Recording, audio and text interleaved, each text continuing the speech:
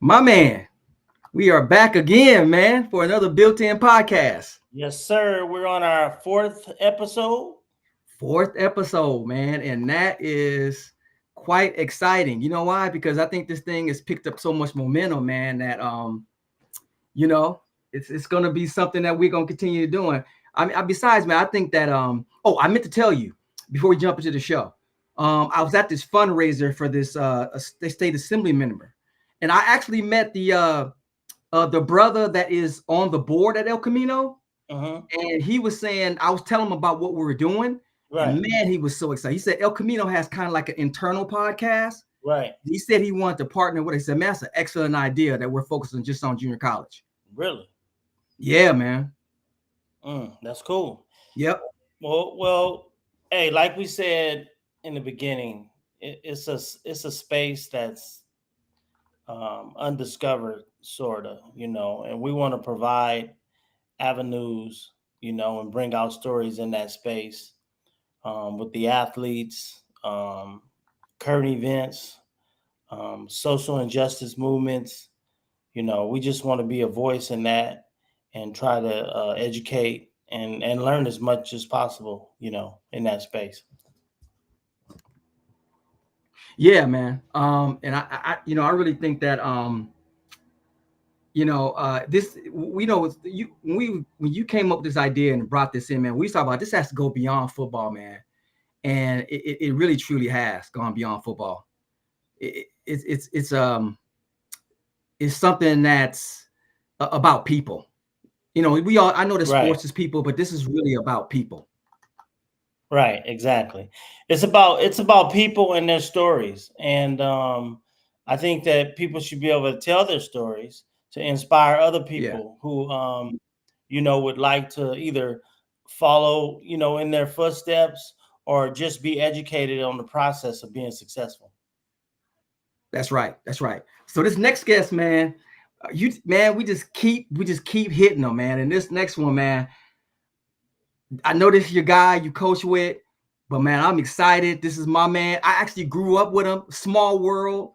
I knew his, name Marguet. It's a unique name. There's not a whole lot of brothers named Marguet, especially they tall. I think he's like Marguet, like 6'6", 6'5".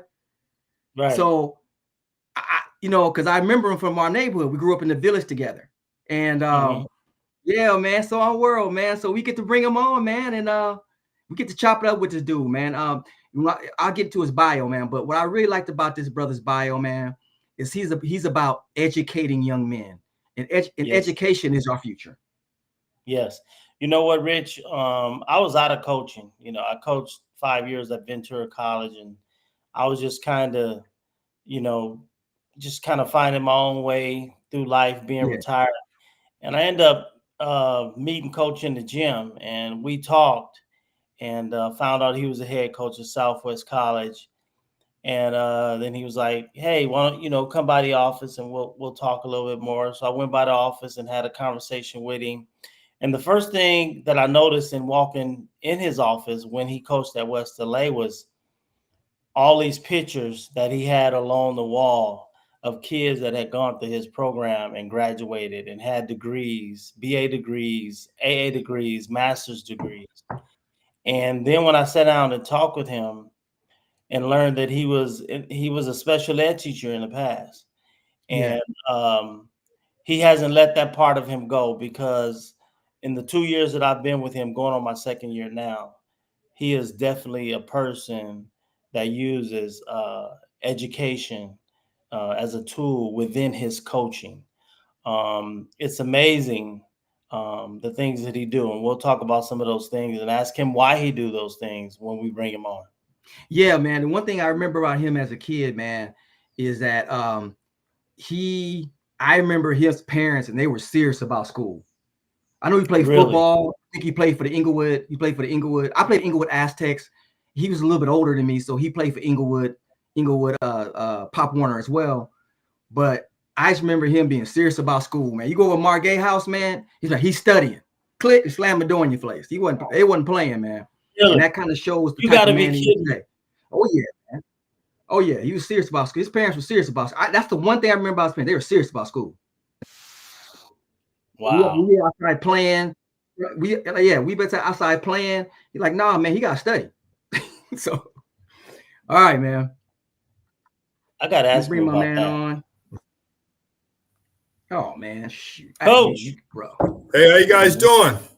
Welcome, Coach, to Built Different Podcast with owner-operator Richard Harrison and host helpful Ron Jenkins. Coach, glad to have you here today. I gotta ask you first off, me and Richard, we just had a pre-conversation, and Richard just told me that when you were a kid, that kids would go to your house, knock on the door, and ask for you, and your parents would come to the door and be like, he's studying, and slam the door. Well, one thing, the rule in my household was before you go outside and play, you got to do your homework.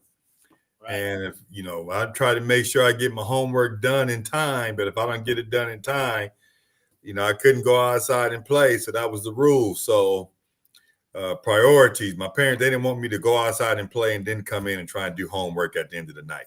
Right. Because I even had a bedtime as a kid. So yeah, that was the key, until I was able to figure it out and get the homework done. And I couldn't go outside and play until I was able to figure out that part out.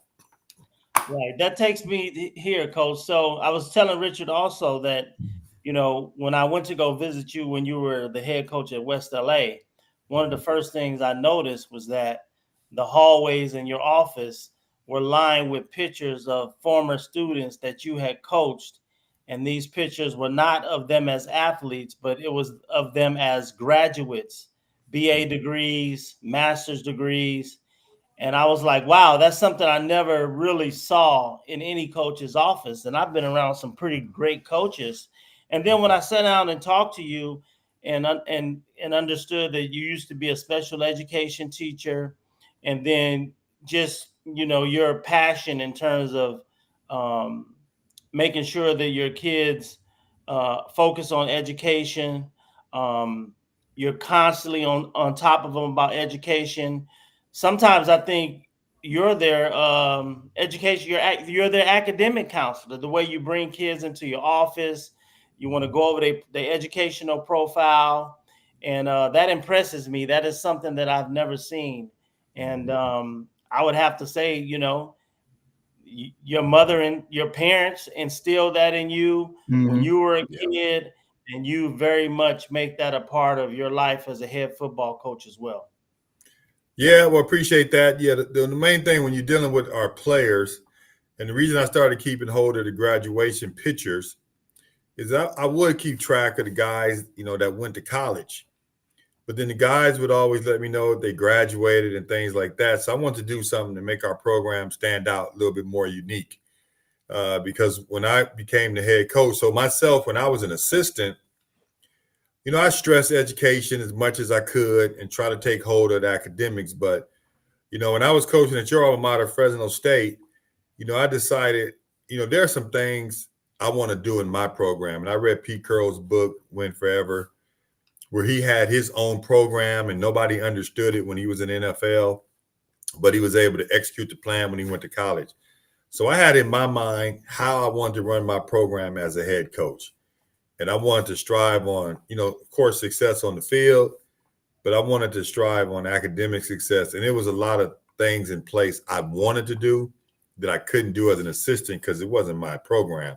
I had to follow the head coach. So when I left Fresno State and I came back, my goal was to be a full-time community college head coach because this is the plan I want to put in place. And so when I left Fresno in 96 and I became a head coach in 2008. So I had time to get the plan. But when I got the job, I knew exactly how I wanted to go about every aspect in the program, from practice to off-season to recruiting to monitoring the players' academics, to doing everything I can to help them graduate, from college. And I thought that was the goal for our kids. Well, I'm gonna just say you do a great job at that, and I really appreciate being around that environment.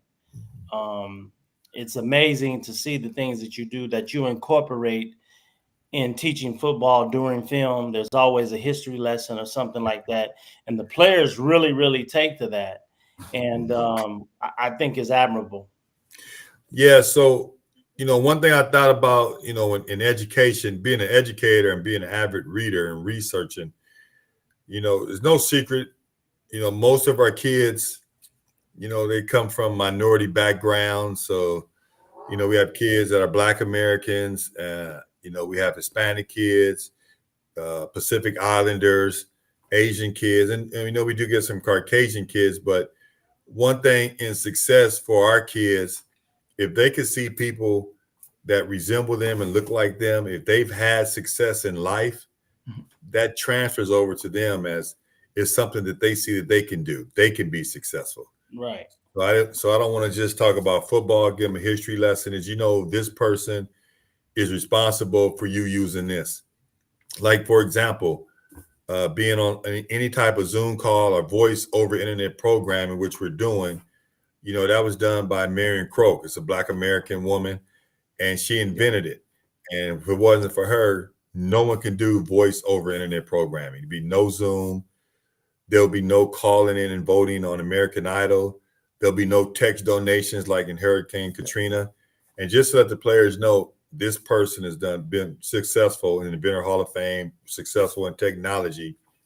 And if it wasn't for this person during the pandemic, imagine what would have happened to America and the world without Zoom calls during the pandemic. Mm-hmm. Right. Yeah. And let them know that this person is responsible for all this, and it looked just like you. Right. People would have been more and more detached from their loved ones, from their family.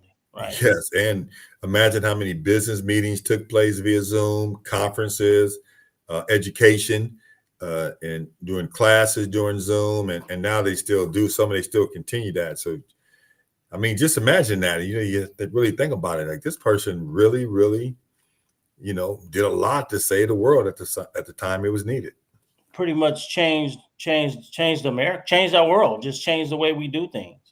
Changed it, saved us, and it does, right? It changed the world. We do things. And I think once the players start learning things like that, then it's more than, see, our players, they deal with stereotypes. And there's so many stereotypes. Right. And if I can break the mold in stereotypes, we can be better, because there's stereotype threat. That's a real thing, stereotype threat. When they do research, you look at it, like, for example, they took a group of men and women and they let them test a math test together. So one group, they told the women, women don't really do good on this math test. The other group, they didn't say anything. So the ones that they told that the women, hey, you don't do good on this math test, you know what happened? Those women didn't do good on that test. The women that never said anything to, they did well and they excelled on course with the men, because stereotype threat. And if you notice, and I will say this, through my coaching career, a lot of teams that I've been a coach, that I've coached, either Hispanic or maybe the Caucasian skilled athlete was probably the best athlete on the field for us. Because when I coach a kid, it's not like, okay, you're Caucasian, you're going to be a possession receiver. Or you're not supposed to do this. That person's going to be the game breaker. You'll be the possession guy. I don't do that, because stereotype threat, it freezes people up, and it's a microaggression. So I don't believe in that. So usually, and Ron, some of our kids that have not been Black, because that's the stereotype, the Black kids would be the athlete. The other kids, they've excelled. And so I use the same thing with education, to where these kids think, well, they see test scores in the media, stuff on TV that, okay, the African American kids score the lowest. But that's it's a stereotype threat. Right. So when I tell them different, like, no, I expect you to do this. You're going to do this. You're going to excel in school. That's why our kids excel. And, we've had, my time at West alone, 221 transfers in 15 years. 106 graduated from a four-year university. 30 more of those kids are still in school because 21 left the year I left to go to college, and they'll be seniors this next year. Right. So I expect somewhere about 25, if not all 30, to graduate within the next year or two. And every team I've coached, the team GPA went up right away. I gave them my expectations. You know, I expect you to do well, and I'm not going to take anything less. Right. Right. I can attest to that because I see it happening every day. Back to, you know, the things that you teach your kids in terms of our history. I've always thought that, you know, the psychological effects was far greater than a lot of other things that was going on. So you using, you know, your knowledge and trying to make that point. That's awesome. Yo, appreciate it. Hey, Coach. So, Coach, Coach, I want to go ahead. No, go ahead, Rich. No, I was going to say I want to congratulate Coach on his 2023 Metro Conference Coach of the Year. You know, taking him from an 0-10 record to 6-4. That's quite amazing. But you know, one of the things when you mentioned Pete Carroll, and one of the things that I was reading about Pete Carroll is his philosophy on coaching is that he's about the players and putting them in the position to succeed. And he doesn't coach in a vacuum, but he coaches each player because players have different backgrounds, genetic makeups, whatever it is. So they need a specific prescriptive coaching style. And he said because of that, his players would run through a wall for him. And that's what great coaches are. And that's the ones that win. And from what I'm understanding, you are that guy. Is that, do you get your philosophy from Pete Carroll? Well, I get my philosophy kind of from a lot of different places, but I did pick and choose some of the things that worked for him. I picked and choose. I mean, I read John Wooden's book, Pyramid to Success. Okay. I actually taught it into him in my class for several years. So I pick and choose, you know, what has worked for other people. I think one thing that worked for me, you know, as an assistant coach, I actually coached for 2 Hall of Famers. Yeah. So at Mount Sac, I coached for Bill Fisk, and he was a California Hall of Famer. He's no longer with us. Learned a lot. And then also coach here and known Coach Henry Washington, who's also a Hall of Fame coach. Mm-hmm. And, you know, it gave me some good mentorship. And you pick and choose and you learn things from different people. And you kind of observe, you know, how they do things. And I think working for 2 Hall of Fame head coaches, I think it pretty much helped me move on to the next step, you know, as a head coach. And as far as Coach of the Year, you know, I'm grateful to the players. And everybody talk to me about it, I always tell them, man, the players earned that for me. The players, they're the ones on the field, and they really played well. Ron knows our players really stepped it up. Our last game, we played a great team, and our players really stepped it up in the fourth quarter to get the victory. And, you know, I never would have thought it going in because, you know, junior college is a lot of good coaches. We play against a lot of good coaches, especially in our conference. And there's a lot of good coordinators. So if the head coach is a defensive specialist, you best believe he's got a good offensive coordinator. And if he's an offensive specialist as the head coach, he's got a good defensive coordinator. So I think the coaching in community college is underrated. And so we played against some coaches, even some teams that we beat.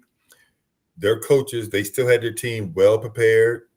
They schemed as well. They had a great scheme. But sometimes it just comes down to the players making the plays, you know, when they need to. And I'm grateful that our players did that. And I think we're going to repeat it this year. We got a good team coming back, and the kids are working hard. And I'm excited to see them, and I'm proud of them. I'm happy where they are right now. You know, you talk about the great coaches that's in junior college. And I think that goes in line with why Richard and I wanted to create this platform, because there's not a voice for JC sports. It's a small community, but within that community and those coaches on that coaching staff, whether it's baseball, basketball, or football, there's a camaraderie, there's a chip on the shoulder kind of attitude. Why hasn't junior college football received enough or more notoriety in terms of the great coaching, you know, that it does have, and players as well. I mean, there are a lot of players that go on and play in the NFL and do great things, but yet junior college is never talked about, you know, in that sense. Yeah, I think a lot of it is because of the media coverage. Junior college doesn't get as much media coverage. You know, when I was growing up for a long time, the LA Times, you know, at least on Sunday or Monday, they would print the scores of the games. That's And it.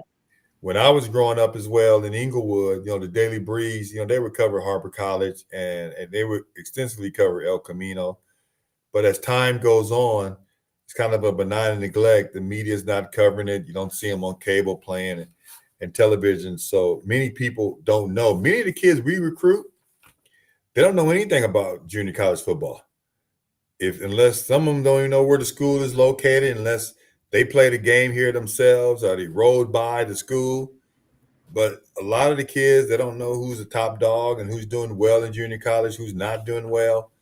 And when you don't get the coverage and the spotlight like that, I think the kids kind of, you know, don't know about it. But I can tell you this, though, through social media, and I try and do as much as I can to stay in contact with our recruits, I think it might change a little bit and get a little bit better. And there's been some great coaches that have come from junior college, you know, through the junior college, you know, ranks. I know Carolina Panthers, they have a coach, you know, that was a junior college coach. Of course, a lot of players, you know, Antonio Pierce, who's with us at Mount SAC, he's head coach, you know, of the Raiders. Mm-hmm. And there's been some good coaches that have come through the junior college rank. When I was at Mount SAC, we'd send 1 or 2 coaches a year to the Division I level. And yeah, so there's some quality. And, you know, I think, too, the coaches, you know, it's one thing to already be at a 4-year school and that's your only job. You get up 6 a.m, you start dealing with coaching all day. Many of our coaches, they come from another job.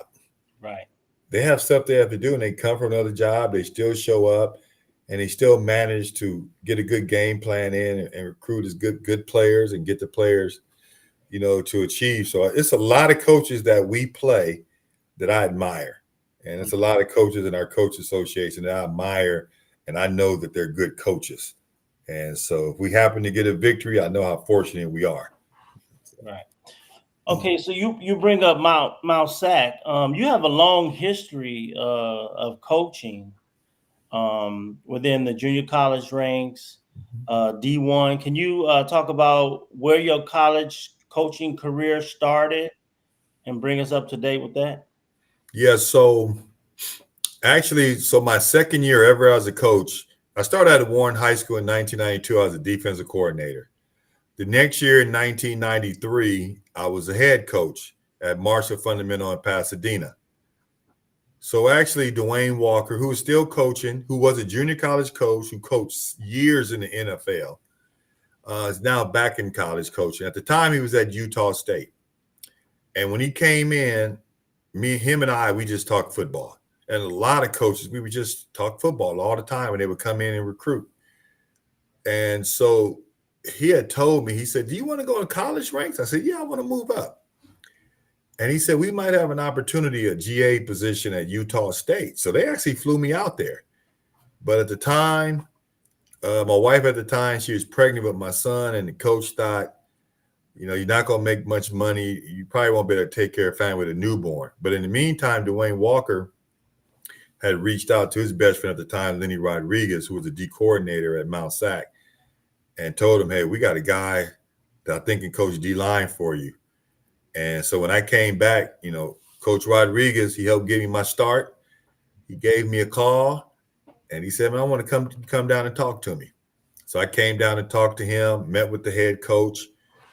And from there, I got hired at Mount SAC. And, you know, as a defensive line coach, I was real fortunate because I had some real good defensive linemen that made me look like I knew what I was doing. Yeah, and believe it or not, the very next year, I was coaching tight ends at Fresno State. Oh, wow.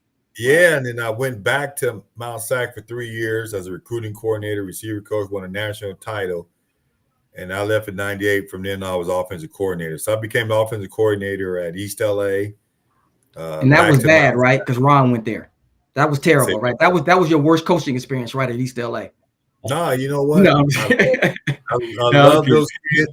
Actually, when I went to East LA, they hadn't had football in 6 years. Yeah, Rick Gamboa was the coach. Actually, my best friend Ben Rivera was the offensive line coach, and I wanted to coach with him because we had coached together. So I left Mount Sac because he won national championship. You know, Bill's looking at me crazy, like, "You sure you want to do that?" I said, "Yeah, man, my guys over there, they hadn't played in 6 years, and I love challenges." So I went over there. Rick Gamboa, he hired me, and I'm grateful for him. I coached with Ben, who was a great offensive line coach.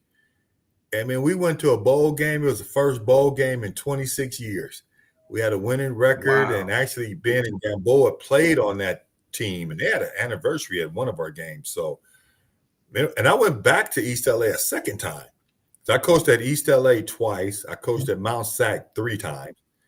And I've been at Southwest 2 different times.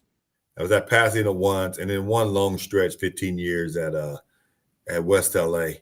So it was good. I tell you what, though, a lot of my ex-players I'm friends with. I keep their highlight tapes. I give them their highlight tapes because, 20 years later, they'll ask because the kids never seen them. But I have got to be the most fortunate person. I have coached so many great players and quality human beings. I've also coached with a lot of good coaches. I'm telling you, I'm probably the most fortunate person because I've had some players that have really, really made me look successful like I knew what I was doing. And Ron knows we had a great team this year. We had good chemistry. The kids played hard. They didn't give us any problems. Right. And we had some guys, when we needed them to step up, they really stepped up. So I was fortunate to have this group, no doubt. And I'm fortunate to have a group I have now. Right. You speak about our team from last year, us leaving West LA and going over to Southwest and going into a situation with a lot of uncertainties with, the way the program had gone down, since Washington left. And a lot of people talk about going in there and you gotta change the culture. What exactly does that mean when you say changing the culture? So that's a term that a lot of people like to use. And of course, going to Southwest, a lot of people was confused why we want to go. We had a pretty good run at West LA. And granted, West LA, I worked with a lot of good people in the athletic department. I worked for 3 great athletic directors. During my time, 2 great academic counselors, 2 great trainers, great equipment manager. I have that here too now. We have great administration, a great counselor. I have that here. But as far as, a culture builder, a culture is what your kids are doing every day, what they're doing when you're not around, how they behave, how they respond to other people. I get a lot of compliments around campus on how well behaved our students are. How our students get along. Are the kids going to class, doing everything they're supposed to, not only on the field, but off the field. And I always tell our players, I don't break up fights. Y'all do. Y'all make sure each other don't fight. Right. And when kids can compete hard on the field and then they walk off and our kids all leave together in groups to go somewhere and hang out, that's when you have a good culture. We don't have to worry about, junior college sometimes can get out of hand. And we don't have to worry about a lot of nonsense. Our kids get along. We coach them hard, and our kids respond well to being coached hard. And they put up with me because I'm not perfect. I'll be the first one to tell you. But of course, I think we built a good culture here. And the good thing about it too, I tell everybody, I can't be every place at once. So when you have strong assistants, good assistants that can pull a kid under his wing and do things with the players. And then the players realize it's not just the head coach, it's all the coaches that really care about it. Because these kids, you got to show them that you care first. Right. And I tell you what, though, they used to tell me, long after, the kids will forget all the plays, but they'll never forget the things what you meant to them, how you made them feel.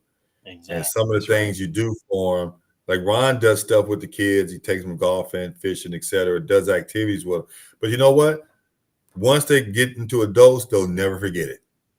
I still have players who are adults that will talk about certain things, that was done for them. And some of our kids got to be patient now, and take some patience. Right. Yeah, but once you see the maturity and that light bulb clicks, you're glad you did. You're glad you did. And a lot of players that I've coached, they become great husbands and great fathers.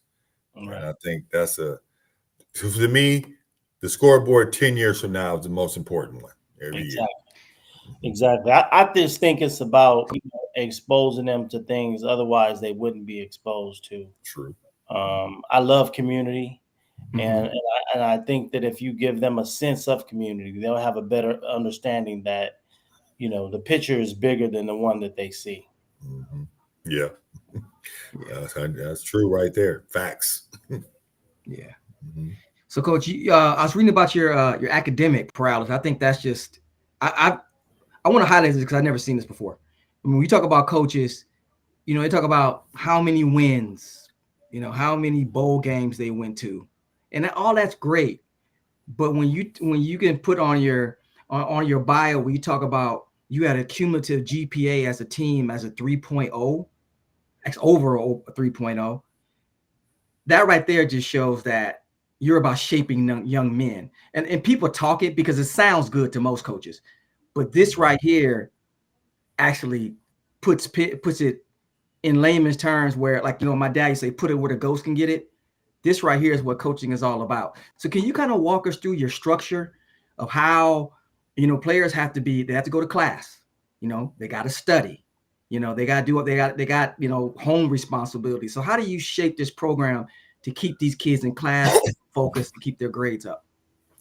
Well, I think the one thing you do, when you're dealing with freshmen coming into high school for the first time, and you don't always know the academic background of the student. Mm-hmm. So those students you kind of treat like a freshman quarterback. Okay. You make sure they have some success first. Yeah. So I think one of the most important things is class scheduling. So if you have some kids coming in from high school, of course, you want to make sure they take all transferable classes. And you want to make sure they take classes on par that help them graduate, transfer, even transfer university.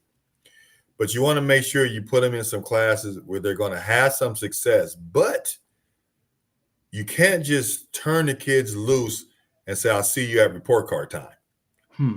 You have to check the kids. So I had a class, student athlete success at West. I would put the freshmen in that class. So the players, they had to print out their syllabus and bring it to class from all their classes.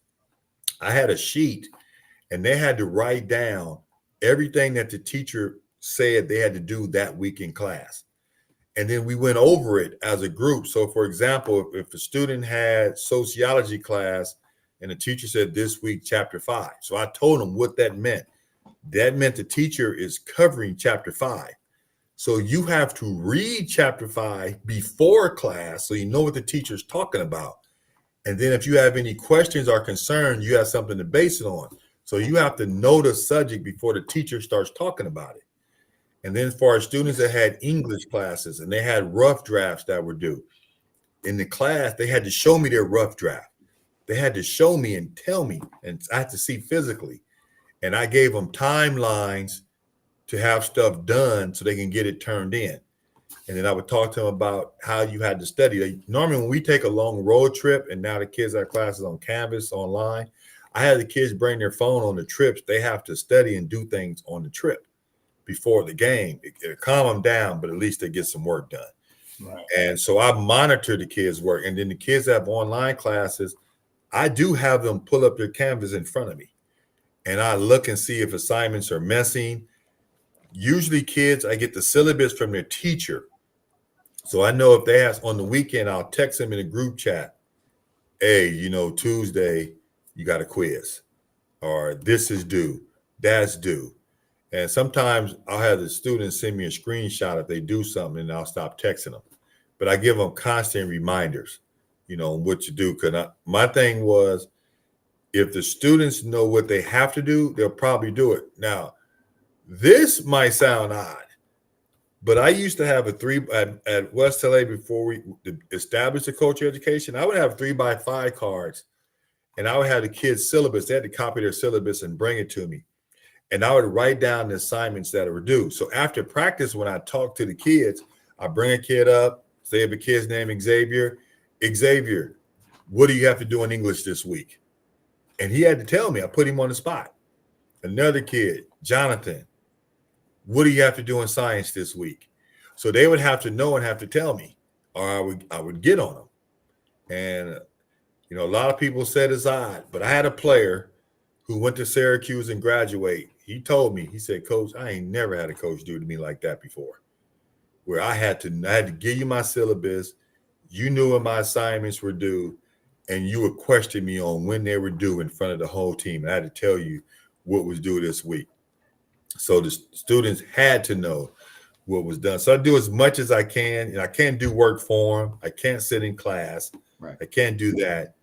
But I can assure, that you're at least doing those things. And then once players started leaving to go to college, the players started seeing, well, this works. I can go to college too. So now the kids got into academics because they knew this was my ticket out. I can go to college. And I think that's, it's a good thing. And, that's I had to put that work in. It was a labor of love.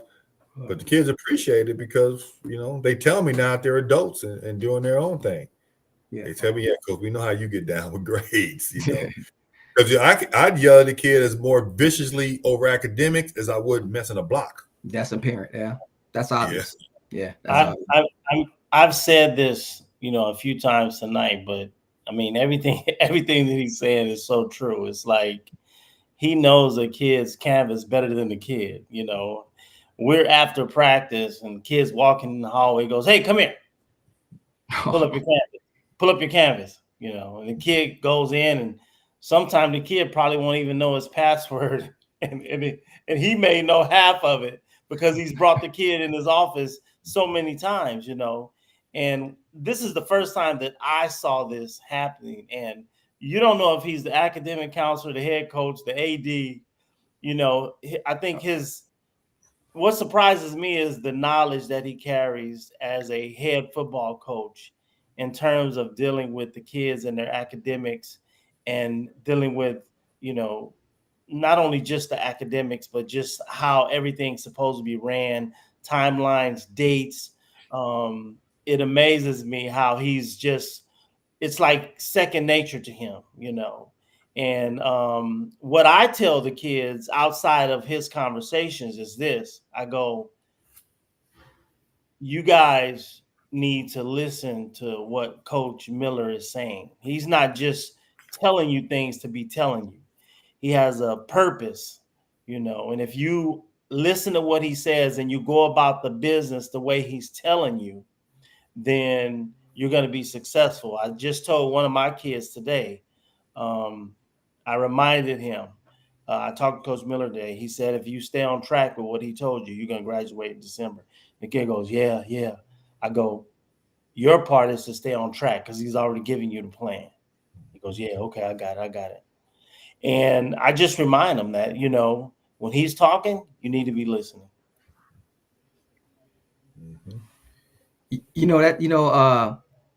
That's what I hear is patience. Like I know you used to be a special ed teacher. I have a grandson that has autism, and the one thing this experience has taught me is to have patience. And it seems like all the time you put into that says I gotta have patience because everybody learns at different ways. Do you provide the kids? Do you have a resource structure set up for kids that may be struggling in math or struggling in some type of course? Do you have resources and tutoring, everything set up for them? Yeah, so usually the colleges where I work, they have tutoring for them, and the students can get help. We encourage them, usually the academic counselor and myself, we encourage them, get the help you need, self-advocate, talk to the teacher yourself. I'm always under the philosophy that a coach never talks to a teacher about grades or academics. That's up to the counselor, and that's up to the students themselves to advocate for themselves. Now, I'll have the students talk to the teacher and report back to me what was said, and sometimes I might have to translate Well, this is what the teacher meant, and this is how you have to go about it. But usually, at community colleges, there's a lot of resources on campus that I encourage the players to take advantage of the resources and the studying time. But there's a great book that I read by Lisa Delpert. It's called Multiplications for White People. And so that book is pretty much teaches everyone how not to belittle the education of Black American kids that they might teach. But one thing in there, in that book that was glaring, was the Michael Jordan effect. So there's a whole section called the Michael Jordan effect. So it was how Michael Jordan was cut from the varsity his 10th grade year. And all he did was practice, practice, practice. And before you know it, he made varsity and he was All-American. And we know the rest of the story, right? Yeah. So with mathematics, it's the Michael Jordan effect. You do it over and over and over again. You might have some disappointment on the test or a quiz, but you keep practicing. You're not going to get better if you don't practice. Right. You're not going to learn it if you don't study. Same thing for football, learning your football techniques or any other sport. So with education, I always strive on the Michael Jordan effect. You have to study it. You have to learn it. There's been times I've had students, and just in my general regular class, where I would give students index card and say, write down your math formulas here and do what I did. Study it on your way to class. When you sit inside the car, study before you get out. Before you go to bed, study. When you wake up, look at it, because learn the formulas on how to solve the problem. So you just have to put the time and the effort in. It's just like anything you emphasize, you can do. And I get to try and get the students to emphasize learning what they need to learn to be successful in the class. Right. I think I heard on social media, an educator saying, how did he put it? That what you do most is that what you do best. That's true. You put in 17 hours in basketball, you're going to be a very good basketball player. Yeah. If you put 17 hours in it, studying your math, you're going to be a very good math person. And that is so true to the point that you're saying. Yes. That's 100%. You put the effort and the time in. But and it comes down to, it's not an intelligence thing. It comes down to a discipline matter. Right. That if you really want to succeed and you're disciplined, you put your mind to it and set the goal, you'll be good at it, and you put your time in. And once you convince the players, and I always tell them, I'm not coaching you where you are now. I'm coaching you to where I expect you to be. Right. Long after you leave our place.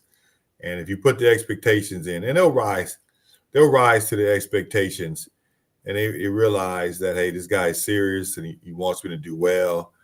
And, usually I have coaches on my staff, they got their education. They kept their nose clean when they were young.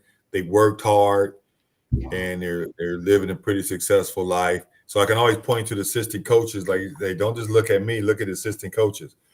This guy's calling his own shots. He can do what he wants.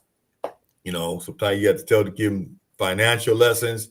Hey, between the equity in his house and his life insurance and retirement, the guy's probably a millionaire, and he's walking around just plain old everyday clothes, and you don't even know it. Right. And so give them something to strive to be. And sometimes, believe it or not, they look at that. And they kind of look at that like, you're right. They look at that. Right. So using the other coaches as examples, that really helps too. Right. Coach, so Southwest. Yes. Not a glamorous job. But you were excited. You were excited. You wanted this job. Why? Well, as I tell people, Southwest is the first college that I ever heard of growing up. My uncle was a longtime AD and administrator here, and had family members here. So as a kid, it was embedded. First college I ever heard of. I knew the potential in Southwest. So on campus, let's just talk about those that work on campus, whether it's administration, et cetera. We have a lot of people on campus that either went to Southwest or grew up in this community. So I knew the people on campus, they were going to be vested in the young man we brought in. because they were going to see him like, that's my nephew, that's my son, that's my brother. So I knew they would be vested. Also, too, I remember when Coach Washington had really good teams here. So I knew Southwest surrounded by some talent. And I felt because of the 105 freeway, we were freeway accessible to schools outside of our community. So Ron knows there's a lot of kids that don't particularly live in this neighborhood that commute to the school and can get here. So I knew that aspect I could broaden, our recruiting. And I knew for a fact, and our kids really love this about Southwest, the treatment that they receive on campus is second to none. Our players really love the way they're treated on campus. So I knew if I could just get the kids here, they would love it here, and they would enjoy it. Some new administration, our president, Dr. Anthony Culpepper, and he backs the program. He wants athletics to be successful. He's really proud of what our kids are doing on and off the field. So I knew that I would have great administration support.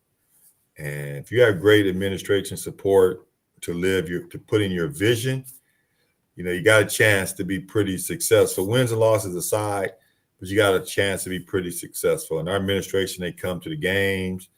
They check on me. Ron knows some of the videos that I make, either highlight. I send to the administration too, and they love it. They like it back. They love it. They actually love it. I see them on campus. They'll stop and talk to me. And so I knew Southwest, it was a hidden treasure. It was like, I felt that myself with the coaches I had could really make a difference over there. Could really do something. So I eyed it. I spent 4 years trying to get here, and it was worth the wait. I think things lined up for us, just fine. So like I said, I'm fortunate to be here. I'm happy that Dr. Culpepper and the rest of the administration stood by me and support me. And I'm tickled. Right. And you, Coach, I got a Southwest story. Just to piggyback what you were saying. Of course, I went to El Camino and I went to Southwest. So I went to Cal State Fullerton. So back in the day, Southwest was just one building that sat on Imperial and Western. It's not this glamorous campus you guys got now, right? So I was at Big Bad El Camino, right? And I gotta say this, I gotta give Southwest a lot of shout out because I don't remember any of my college professors' name. I only remember two, and they were at Southwest. Dr. 𝐸𝐿𝐒, which was my English teacher there, because we went there, because the thing was, we thought we go to Southwest because the classes was easier. We kind of, had our nose snubbed at Southwest at the time. Mm-hmm. And so I went over there. I was like, man, let me go ahead and take this English, because I need to take English and algebra, because I was struggling in algebra. And it wasn't because I was never taught right. Nobody had the patience. So I met Dr. 𝐸𝐿𝐒. He's my English teacher. And he spent time with me on writing, how to structure a sentence, how to, proper verb usage and things like that. And I never had anybody sit down and explain it to me. So it kind of I really started love writing after this man sat down with me and spent extra time with me. Nobody at El Camino ever did that. I had a math teacher by the name of Mr. King. I was struggling in algebra. Mr. King taught me the 5 laws of algebra. In algebra, there's 5 laws. If you know those 5 laws, you can work any algebra problem. But up to that time, I failed algebra every time because I just got frustrated. After that, I just whizzed through algebra, college algebra, trigonometry, math analysis, all that. And it was because the 2 teachers that I had at Southwest, it changed my academic life. So I got to give Southwest. So what you're saying, man, is absolutely spot on. Mm-hmm. Yeah, I think sometimes with certain schools, some schools might not have all the bells and whistles, but one thing you can sell at any school you're at, you can sell self-service, experience, the customer service, a good experience for the students. You can sell that. You may not have the biggest building, you may not have the best uniforms, but you can definitely have great service. Like the kid can say, well, at least if I go there, they're going to take extra time with me to make sure that I'm successful. Where some places you might just be a number and you just might be a person that's like, oh, well, you know, Yep. if you don't succeed, whatever, we got another one coming around the corner anyway. Sometimes, like at Southwest, they treat you like you're probably the last person on earth. So they're going to make sure you're successful. Yep. And, you know, just take time. And so, and my uncle would always say, Southwest is not a community college. It's a neighborhood college. Right. And you know how it is when you live in the neighborhood. Right. Yeah. They cry. They say, yeah, you're going to be successful because you represent us no matter where you go. So it's good. Like I said, I'm grateful. I mean, I've been coaching 32 years, and I'm probably the most fortunate coach that's ever coached that long. I've had a lot of good situations. I can say that. And a lot of people that I worked with along the way that really helped me. A lot of people I'm indebted to. A lot of people that saw something in me maybe I didn't see in myself. And so, and also too with culture, you know, all the places where I've been a head coach, the assistant coaches have bought into the vision, which makes it way more comfortable dealing with the players because everybody's on board. Without good assistants, trust me, you're not gonna have a good culture. You're not gonna have a good team. You're not gonna be successful. So that's the one thing that I never, you know, overlook. You got to have some good, and everybody plays a different role. I mean, everybody's not going to be great at the exact same thing you want them. Some are. You have to find out, okay, what is this person's value? Because some people are really good with players off the field. They're excellent with players off the field. Some are good with players when they're on the field. You know, some is good as recruiting players and convincing them to come to school. Right. And, you know, those three traits. And then sometimes you get coaches that are good at two of the three. Sometimes you get coaches good at all three. But usually a coach has a real good strength in something. And when they have a good strength in something, you have to let that assistant, you know, like in Friday Night Lights, you got to let Booby spin. You got to let the coach do his thing because that's his strength. And you know what? I'm not afraid to admit it. I could look and say, well, he's way better at it than me. So, you know, I'm not afraid to admit it. I'm comfortable enough to say that. Right. That you have coaches that's way better than you at a whole lot of things. So it's like you let them, you know, let them go and do their thing. I learned that from my dad. My dad was a senior storekeeper. He was a supervisor. And he told me, he said, you know what? He always treat his employees good. He let them do what they're good at. And, you know, he let them, he's always say it's the reason why I hired them. Right, right. Now, JC athletes, man, they're a tough crowd, you know, and they come with a lot of challenges, you know. And you seem to embrace those challenges and allow the university as a whole, you know, to assist or help with that process. What are some of the challenges that you faced, and what did you do, you know, to help those situations out? Yeah, I think when you get a community college athlete, you know, it's a couple reasons why they're there. Some bad grades. They couldn't go to college because the grades weren't good. And sometimes be your best players. They're just not in college yet because of grades.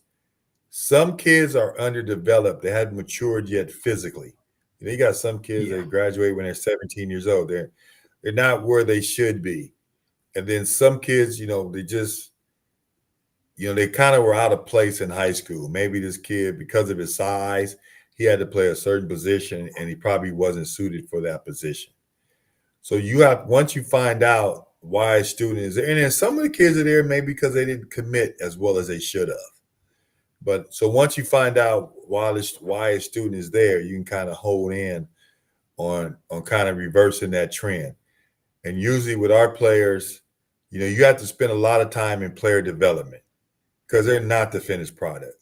I mean, they're not, you know, USC or something. They can go get a linebacker out of high school that's 6'2", 230, that runs real fast, great player. And the guy's probably been a great player since he was 8 years old. We'll get a guy that could possibly grow into being 230.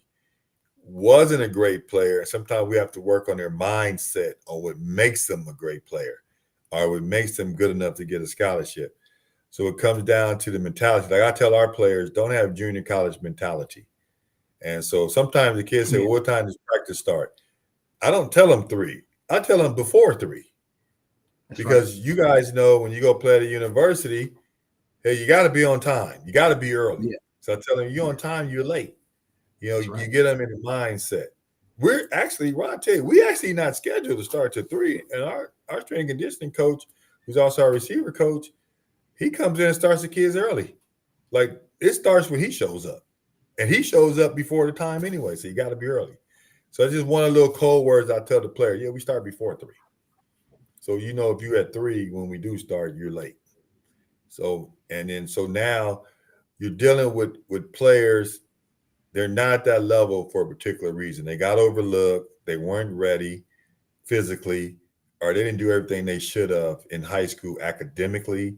Maybe don't have the right kind of attitude. Because I always have the same with the players. Every day is an interview. You never know who, when, or why someone is watching you. Like I told our players today at practice, I was proud of them.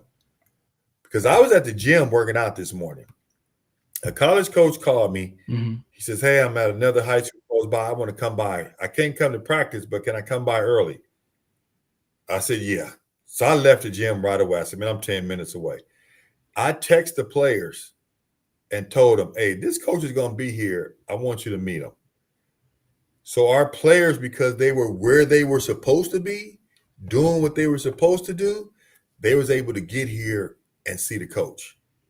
It wasn't like they were still, you know, at 11 o'clock, still at home sleep when they should have been at school, right?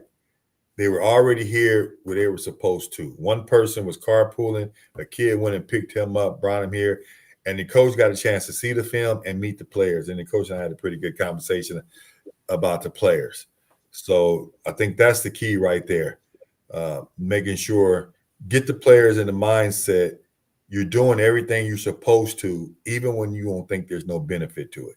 You're just in a habit of getting up, going to class, being where you're supposed to be. And I told the kids, that spur of the moment for y'all to be here and be ready, that's a good thing right there. Don't know if this school coach going to give you a scholarship, but you develop a great habit. I tell you that. Right. Of being and doing what you're supposed. And that's the mindset we want to get those guys into leaving our place to go to the next phase in life. Mm-hmm.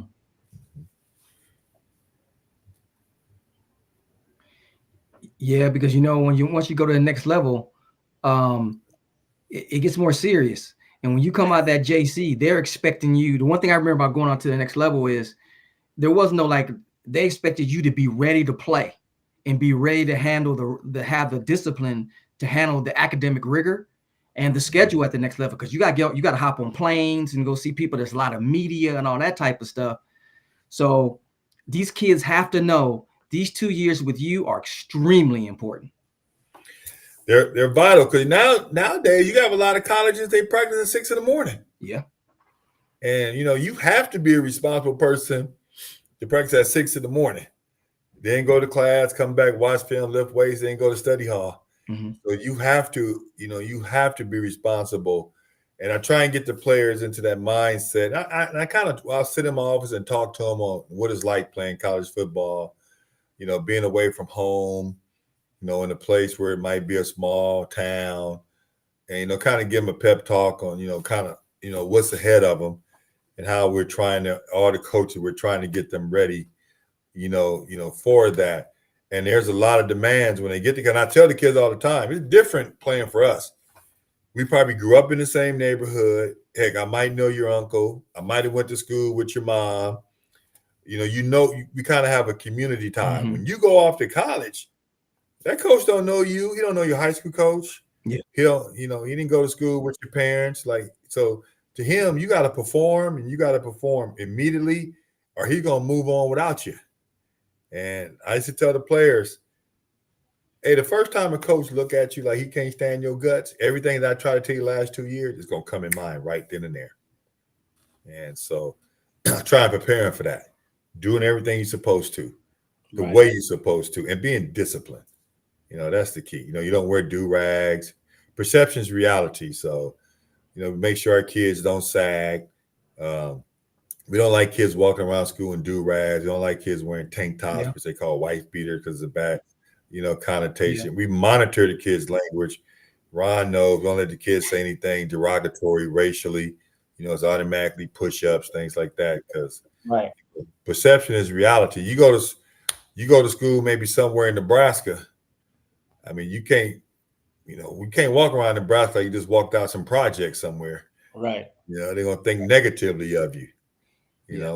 So I want to make sure no one thinks that way of our players when they get to where they're going. I want them to present themselves well. How many total years you have in coaching? 32. 32 years in coaching. Let's go back 32 years. What would you tell yourself as a young head coach with all the experience that you've gone through? What would you tell yourself? What would you say to a young guy out there who wants to be in coaching, either as an assistant or a head coach? What would you tell a young Marguet Miller? When I was younger, I probably would tell her, "Hey man, don't curse so much." And don't get so excited. I mean, he's a young man. Don't get so excited when they make a mistake. Don't get so intense. That's probably what I tell them. Keep from getting a heart attack or something. Right. But I have a little bit more calmer demeanor now dealing with the players. I've heard that. Yeah, and when I was younger, I probably didn't have I didn't have enough experience. I was just finished playing football too, so I still had football players' mentality. Right. Where you get overhyped and things like that. I got some results, but I probably would say, you know what? That's probably something you think through processes a little bit more. And actually, I would tell them, think about the outcome first. If it's something you don't want to happen, start working on preventing it before it even gets to that point. That's probably be the main thing. All right. Work on it before it gets to that point, and you'll never have to, get upset because it won't happen. So that'd probably be the one thing I would tell a young person or myself 32 years ago. Think about the end game and start working on prevention from day one. Right. Instead of, waiting till it happens and then, blowing a gasket. Awesome. Mm-hmm. And that's probably everything. Coach, I want to ask you this. In every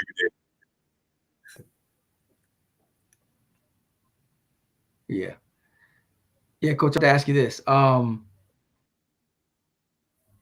If you want to, okay, this is kind of, I don't know if I should ask the question, but I'm asking it to go on. Go ahead. To a year to coach. Going on to a 4-year to coach. Is that your, where would you like to go? You know what? I never, once I coached at Fresno, so I coached high school, I coached junior college, and I coached Division I at Fresno State in a matter of 4 years. Mm-hmm. When I was at Fresno State, I enjoyed it. I enjoyed high school. I thought for me, the best level was community college because, when I was a teacher, when I first started teaching, I was a teacher in juvenile hall. And I wanted to work in a murder unit. I worked in the murder unit, the kids, the rough kids, this and that. To me, the challenge of getting them to learn something, behave, etc. I didn't want to work with the kids that just stole a bicycle or something. I wanted to work with the tough ones. So for me, I thought our level was the hardest. Junior college. At this age, I can't see myself moving on because guess what? Now, as a community college coach, you can invest a lot of time in family. So, I'm married, I have grandkids that we're taking care of. Our kids are grown. Yeah. But, as far as spending time with your family and doing things, like every weekend I go out with my wife and I help her set up for her pop-ups and things like that. You couldn't do that at the next level. Your time is not yours at the next level. That's right. You're dealing with booster functions, golf tournaments, all kind of stuff. So I would stay here. You take pretty good care of head coaches in our district, and you get a chance to be more well-rounded so I can get away from football and spend time, doing family things, which, coaching is tough on marriage. It's tough on time with kids. I mean, if you're really into it, it's tough. And so, in order to still be able to do that, I mean, as a coach, I mean, Tom Brady said it perfect. He said, man, you mess out on funerals, birthday party. You mess a lot when you invested into it.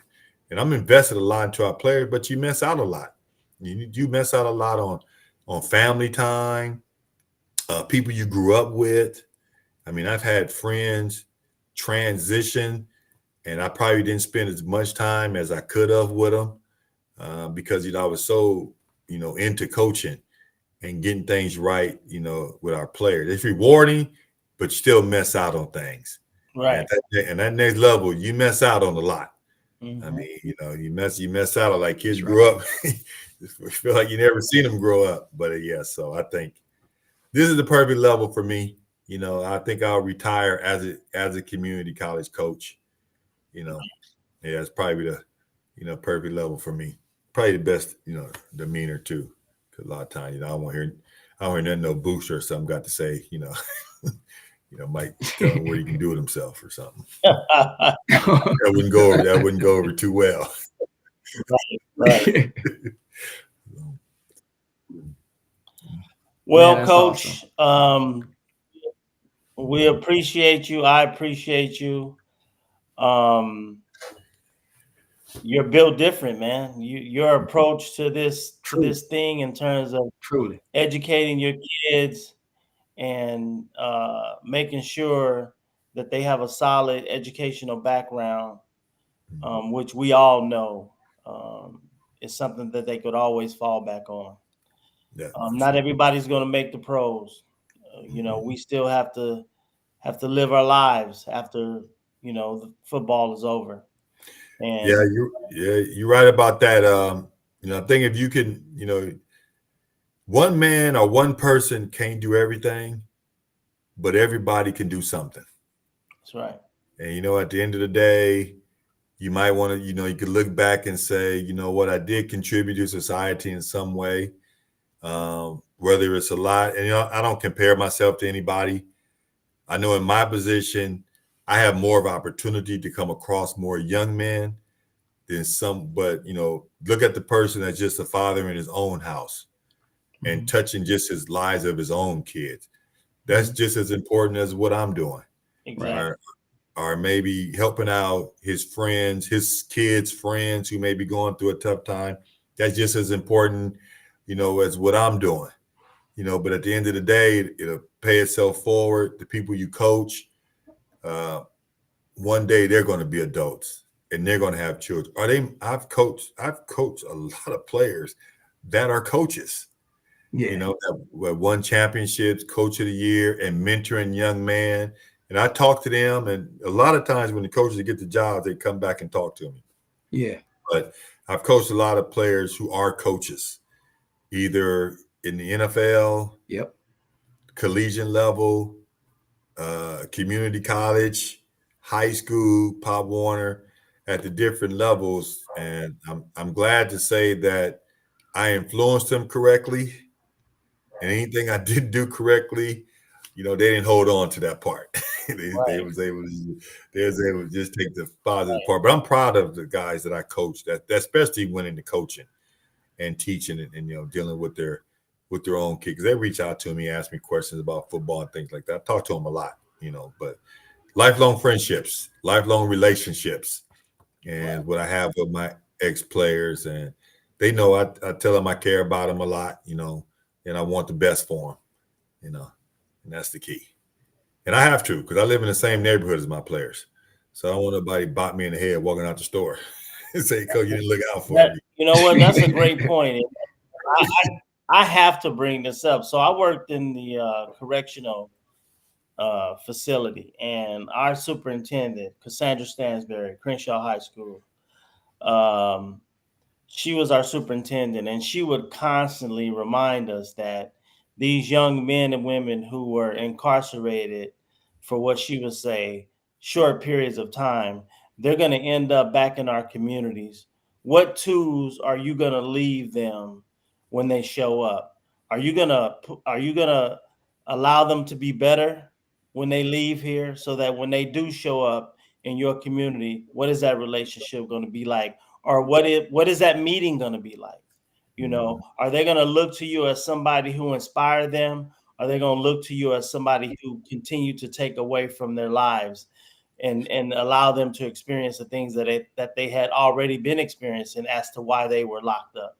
That's a very good point. No, that's a good point. I had a case when I was in juvenile hall. So kid, 15 years old, he's in juvenile hall. A good football player. I knew his high school coach. And I talked to the high school coach about it. High school coach said, yeah, he's a smart kid, you know, let the emotions, you know, the streets took him away. So, and I was an avid reader. So I would read a lot of autobiographies of like Jim Brown, Jimmy Johnson. So he was into it. So after I would read the books, I gave him the books that I read. And I would bring him the books to read them. And, you know, he ended up getting out. He played football. He went to college. And I had a relationship with him. I would see him around. He dated the mother of one of my former players once. So I would see him in the community. But then one day he had a son that's playing high school football that's being trained by one of my former players. So in their conversation, they had a conversation. He goes, I played for Coach Miller. Oh, I know Coach Miller. I had him in juvenile hall. He's my teacher. So the kid calls me, guy calls me with him on the phone. And he goes, hey, Coach, how you doing? He said, you know what, Coach? I never forget it. You should bring me those books about football. And he said, Coach, I would read those books at night. He said, you'd bring me those books. Right.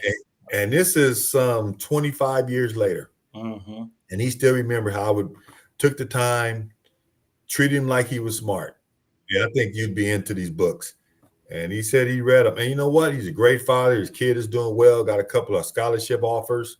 And I'm not big on dropping names. I wish I could say his name, give him a shout out, but I'm not. But, you know, it's things like that, like you said, you know, what kind of impact are you going to have on the kids' lives? What kind of impact? Right. And that's deep. Mm-hmm. There you go. That's it. So, yeah. Any final thoughts, Rich? Richard? Man, Richard, I mean, you know, my man Marguet is truly built different. I think he's built different more because I'm biased. But his impact on young men and how he's shaping their lives and then giving them the time giving them the time and attention that they deserve. Let me tell you, so I always say that a good man takes care of his own kids, but a great man helps others. And you are truly a great man, which means, brother, you're built different.